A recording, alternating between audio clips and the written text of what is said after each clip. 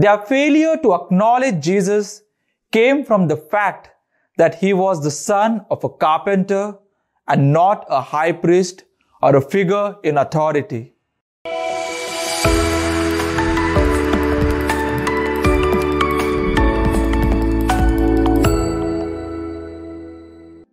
My dear sisters and brothers in Jesus Christ, in today's Gospel, taken from Mark chapter 6, verses 1 to 6, we see Jesus teaching in the synagogue in his own hometown.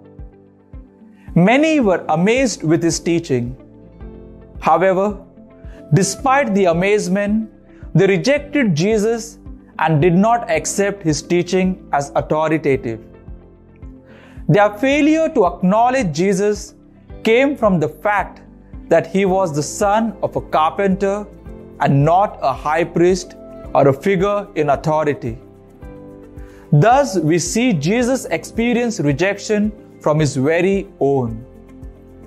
But there were few individuals who did express their faith in Jesus, and they were healed by his touch. This gospel passage has parallels with the Old Testament prophets who faced rejection and hostility from their very own people. Either they were ignored or killed.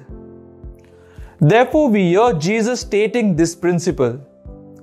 A prophet is treated with honor everywhere except in his own hometown, among his relatives, and his own house. As we reflect on the gospel passage, we can compare ourselves with three types of people.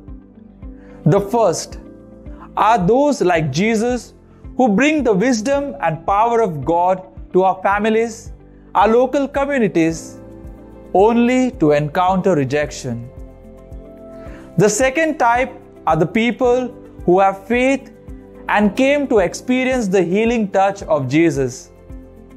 But the third type are those who reject the prophetic teachings of Jesus because he did not fit into their ideas and expectation of the Messiah. We need to ask ourselves today, in what category do we fall under? Many times we might find ourselves in the third category, that is, the people who did not accept Jesus and his teachings. In our context, this could mean rejecting the usual simple people in our lives, our parents, siblings, superiors, subordinates, and many more, based on the fact that they do not look very sophisticated, or they hail from a humble background, or they are younger or inferior to us, or because we do not like them or have a prejudice against them. This gospel passage also calls us to reflect on another point. Just as we fail to accept others, there will also be occasions in our life when others will reject us.